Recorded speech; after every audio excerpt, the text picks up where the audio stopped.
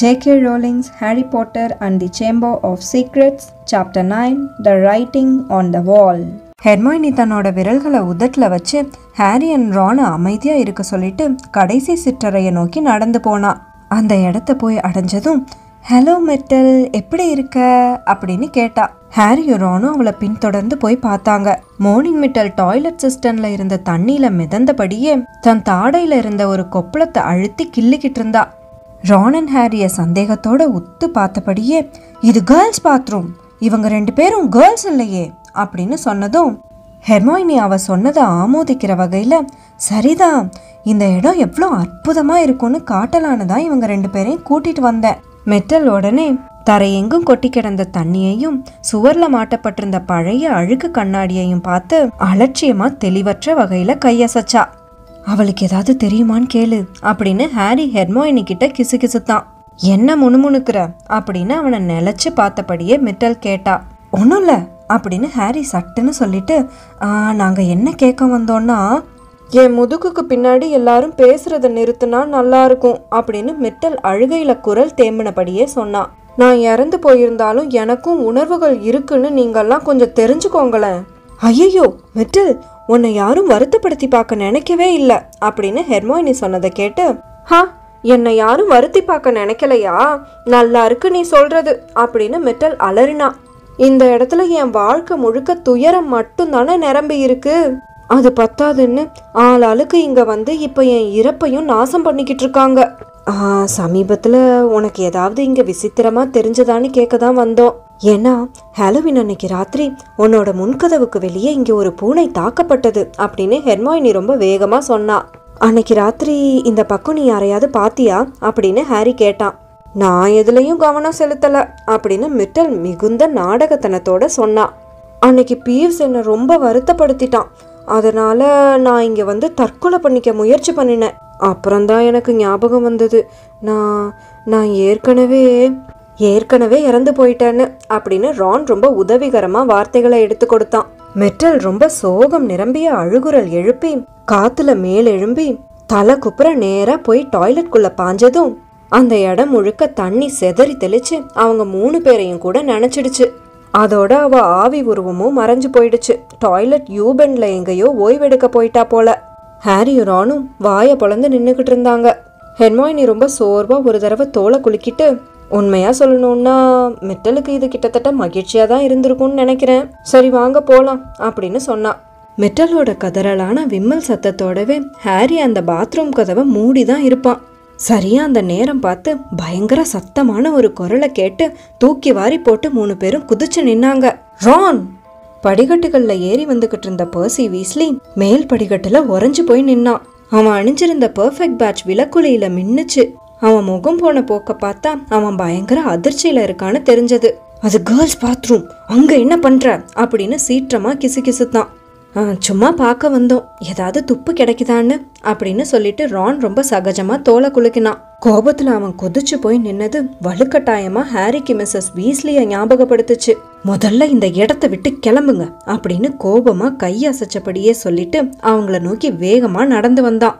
யாராவது நீங்க இங்க இருக்கிறத பார்த்தா என்ன நினைப்பாங்கன்னு கொஞ்சம் கூட கவலை இல்லைல்ல? மத்த எல்லாரும் டின்னர்ல இருக்கிறப்போ மறுபடியும் இந்த இடத்துக்கு வந்திருக்கீங்க, நாங்க ஏன் இங்க வரக்கூடாது அப்படின்னு ரான் கோபத்துல வெடுக்குன்னு கேட்டுட்டு பர்சிய முறைச்சு பார்த்தபடியே நின்னான். நல்லா தெரிஞ்சுக்கோ, அந்த பூனை மேல எங்களோட ஒரு விரல் கூட படல. நானும் அதையே தான் ஜின்னிக்கிட்ட சொன்னேன், ஆனா அவ இன்னமும் உன்னை ஸ்கூல்ல இருந்து துரத்த போறாங்கன்னு தான் நினைக்கிறா அப்படின்னு பர்சி கடும் கோபத்தோட சொன்னான். அவ இவ்ளோ வருத்தப்பட்டு கண்ணீர் சிந்தி நான் பார்த்ததே இல்ல, அவளை பத்தியும் கொஞ்சம் யோசிக்கலாம்ல. இந்த விஷயத்தாலேயே ஃபர்ஸ்ட் இயர்ஸ் எல்லாரும் பயங்கர பதட்டத்துல இருக்காங்க. நீ ஒன்னும் ஜின்னிக்காகலாம் இப்ப கவலைப்படல அப்படின்னு சொன்ன ரானோட காதுகள் இப்ப சிவந்து போயிருந்தது. ஓம் பயம் எல்லாம் ஏதோ நீ ஹெட் பாய் ஆகிறத நான் கெடுக்க போறேன்னு தான். 5 points ஃப்ரம் கிரிஃபிண்டோர் அப்படின்னு அழுத்தம் திருத்தமா சொன்ன பர்சியோட விரல்கள் தன்னை மீறி தன்னோட பெர்ஃபெக்ட் பேட்சை நோக்கி போச்சு. இப்பயாவது உங்களுக்கு புத்தி வரும் நம்புறேன். இதுக்கு மேல எந்த துப்பறிகிற வேலையும் இருக்கக்கூடாது, இல்ல அம்மாக்கு கடிதம் எழுதி எல்லாத்தையும் சொல்லிடுவேன் அப்படின்னு சொல்லிட்டு வேகமா திரும்பி நடந்த பர்சியோட பின்கழுத்து ரானோட காதுகளை போலவே செவந்து போயிருந்தது. அன்னைக்கு ராத்திரி காமன் ரூம்ல பர்சி இருந்த இடத்துல இருந்து எவ்வளோ முடியுமோ அவ்வளோ தூரம் தள்ளி இருந்த இருக்கையா பார்த்து ஹாரி, ரான் அண்ட் ஹெர்மாயினி 3 பேரும் உட்காந்துக்கிட்டாங்க. ரானோட உக்கிரம் வேற இன்னும் குறைஞ்ச பாடில்ல. தன்னோட சாம்ஸ் ஹோம்ஒர்க்கை அழிச்சு அழிச்சு திருத்தி எழுதிக்கிட்டு இருந்தான். எதேச்சையா அவன் மந்திரக்கோள் எடுத்து பிராச்மெண்ட்ல இருந்த கரையெல்லாம் நீக்க முயல. அது என்னன்னா அவன் பிராச்மெண்ட் எல்லாம் பத்த வச்சிடுச்சு. அவன் எழுதின ஹோம்ஒர்க்ல 3/4 அவன் மனநிலையை போலவே புகஞ்சு போயிடுச்சு. The standard book of spells grade 2 Ron வேகமா அடிச்சு மூடி வச்சான். ஹாரி ஆச்சரியப்படுத்துற விதமா ரானை பின்தொடர்ந்து ஹெர்மாயினியும் கூட தன்னோட புத்தகங்களை மூடி வச்சா. ஆனா அது யாரா இருக்க முடியும் அப்படின்னு மெல்லமான குரல்ல அவ கேட்டது ஏற்கனவே அவங்க பேசிக்கிட்டு இருந்த உரையாடலை தொடர்றது போல இருந்தது. ஹாக்வர்ட்ஸ்ல இருந்து எல்லா ஸ்குவிப்ஸ் அண்ட் மக்கிள் போன்ஸும் வெளியேறணும்னு நினைக்கிறது யாரா இருக்கும்? சரி யோசிப்போம் அப்படின்னு ரான் போலியான குழப்பத்தோட சொன்னான். யாரு மக்கிள் போன்ஸ் எல்லாம் மட்டம்னு நினைக்கிறாங்கன்னு நம்மள யாருக்கு தெரியும்? அவன் ஹெர்மாயினிய திரும்பி பார்த்தான். நம்ப முடியாத பார்வையோட ஹெர்மாயினியும் அவனை திரும்பி பார்த்தா. ஒருவேளை நீ மால்ஃபாய பத்தி பேசுறியா? நிச்சயமா அவனை பத்தி தான். அதுல என்ன உனக்கு சந்தேகம்? அவன் சொன்னதை நீ கேட்டியா இல்லையா? மட்பிளட்ஸ் அடுத்த குறி உங்களுக்கு தான்னு அவனோட அந்த அருவருப்பான எலி மூஞ்ச பார்த்தாலே தெரியலையா அது அவன்தான்னு? அப்போ மால்ஃபாய் தான் ஸ்லிதரினோட வாரிசா அப்படின்னு ஹெர்மாயினி நம்ப முடியாதபடி சந்தேகத்தோட கேட்டா. அவன் குடும்பத்தை பத்தி யோசிச்சு பாரு அப்படின்னு ஹாரியும் தன்னோட புத்தகத்தை மூடி வச்சபடியே பேச தொடங்கினான். அவனோட மொத்த குடும்பமும் ஸ்லிதரின் ஹவுஸ்ல தான் இருந்திருக்காங்க. அதை பத்தி அவன் பெருமை பேசாத நாளே கிடையாதுன்னு தான் சொல்லணும். இதெல்லாம் வச்சு பாக்குறப்போ அவங்க தான் ஸ்லிதரினோட சந்ததியினர்னு ரொம்ப சுலபமாவே சொல்லிடலாம். இது எல்லாத்துக்கும் மேல தீய சக்தியின் மறு உருவமா விளங்குற அவன் அப்பாவை பத்தி யோசிச்சு பாரு. நூற்றாண்டு காலமா ரகசிய அறையோட சாவி அவங்க கிட்டதான் இருந்திருக்கணும். அத அப்பா கிட்ட இருந்து மகனுக்குன்னு அடுத்தடுத்த தலைமுறைக்கு கொடுத்துக்கிட்டே வந்திருக்கலாம். சரி அப்படின்னு ஹெர்மாயினி ரொம்ப கவனத்தோட சொன்னா. நீங்க சொல்றதெல்லாம் பார்த்தா இது எல்லாமே சாத்தியம்னு தான் தோணுது. ஆனா நம்மளால இதெல்லாம் எப்படி நிரூபிக்க முடியும் அப்படின்னு ஹாரி ரொம்ப சோகமா சொன்னான். எல்லாத்துக்கும் ஒரு வழி இருக்கும் அப்படின்னு ஹெர்மாயினி மெல்லமா சொல்லிட்டு குரலை மேலும் தாழ்த்தி சுத்தி முத்தி திரும்பி பார்த்துட்டு குறிப்பா அந்த அறையில பர்சி எந்த பக்கம் இருந்தானோ அந்த பக்கம் ஒரு தடவை திரும்பி பார்த்துட்டு, நிச்சயமா அது கொஞ்சம் கஷ்டம்தான், அப்புறம் ஆபத்தானதுன்னு கூட சொல்லலாம், ரொம்ப ஆபத்தானது. அநேகமா கிட்டத்தட்ட 50 ஸ்கூல் ரூல்ஸை நம்ம மீறுற மாதிரி இருக்கும்னு நினைக்கிறேன். அப்போ இன்னும் 1 மாசத்துல இல்லைன்னா அதுக்கப்புறம் உனக்கு எங்ககிட்ட விலக்கி சொல்லணும்னு தோணுச்சுன்னா நீ சொல்லுவ, அப்படிதானே அப்படின்னு ரான் எரிச்சல் அடைஞ்சது போல கேட்டான். ஆல்ரைட் அப்படின்னு ஹெர்மாயினி உருன்னு சொல்லிட்டு, நாம பண்ண வேண்டியதெல்லாம் என்னன்னா எப்படியாவது ஸ்லிதரின் காமன் ரூம்குள்ள போய் மால்ஃபாய் கிட்ட சில கேள்விகள் கேட்கணும். அதுவும் வந்திருக்கிறது நாம தானே அவனுக்கு தெரிஞ்சிடாம அந்த கேள்விகளை கேட்கணும். ஆனா அது எப்படி சாத்தியம் அப்படின்னு ஹாரி சொன்னான். ரான் சத்தம் போட்டு சிரிச்சிட்டான். இல்ல, அது ஒன்றும் முடியாததுன்னு இல்ல.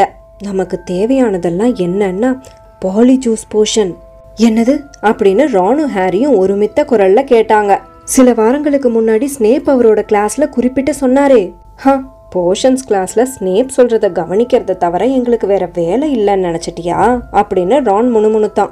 அது நம்மள வேற ஒருத்தங்களா மாத்திடும். யோசிச்சு பாரு, நாம 3 பேரும் 3 ஸ்லிதரின்ஸா மாறிடலாம். நாம தானே அப்புறம் நம்மள யாராலையும் அடையாளம் கண்டுபிடிக்க முடியாது. அப்புறம் மால்ஃபாய் நிச்சயமா நம்ம கிட்ட எதை வேணா சொல்லிடுவான். அவன் இப்பவே ஸ்லிதரின் காமன் ரூம்ல அதை பத்தி பெருமை பேசிக்கிட்டு தான் இருப்பானோ என்னவோ. அதெல்லாம் கேட்க நமக்கு வாய்ப்பு கிடைச்சா நல்லா இருக்கும். இந்த பாலிஜூஸ் கதையெல்லாம் எனக்கு ஏதோ நம்புற மாதிரியே இல்ல அப்படின்னு ரான் புருவத்தை சுழிச்சபடியே சொன்னான். ஒருவேளை நம்ம 3 பேரும் எந்த ஸ்லிதரின்ஸா மாறுறோமோ அப்படியே எப்பவும் இருந்துட்டா என்ன பண்றது? அதெல்லாம் அது கொஞ்ச நேரத்துல தானாவே மறைஞ்சு போயிடும் அப்படின்னு ஹெர்மாயினி பொறுமை இல்லாம கையசைச்சபடியே சொல்லிட்டு, ஆனா பாலிஜூஸ் போஷனுக்கான செய்முறை ரொம்ப கடினமானது. மோஸ்ட் இம்பார்ட்டன்ட் போஷன்ஸ்ங்கிற புக்ல அதுக்கான செய்முறை இருக்கிறதா ஸ்னேப் சொன்னாரு. அநேகமா அது லைப்ரரியோட தடை செய்யப்பட்ட பகுதியில தான் இருக்கும். தடை செய்யப்பட்ட பகுதியிலிருந்து புத்தகத்தை எடுக்கிறதுக்கு ஒரே ஒரு வழிதான் இருக்கு. அது என்னன்னா யாராவது ஒரு ஆசிரியர் கையெழுத்திட்ட அனுமதி கடிதம் வேணும். அப்படி ஒன்ன தயாரிக்க நம்ம முயற்சி பண்ணவே போறது இல்லைங்கிறப்போ நமக்கு அந்த புத்தகம்லாம் எதுக்குன்னு தான் எனக்கு புரியவே இல்லை அப்படின்னு ரான் சொன்னான். எனக்கு என்ன தோணுதுன்னா, நாம சும்மா அந்த தியரியில மட்டும் ஆர்வம் இருக்கிறது மாதிரி காமிச்சுக்கிட்டா ஒருவேளை நமக்கு வாய்ப்பு கிடைக்கலான்னு நினைக்கிறேன் அப்படின்னு ஹெர்மாயினி சொன்னா. ஹோ கம் ஆன், நாம சொல்றதெல்லாம் எந்த டீச்சரும் நம்ப போறதில்ல.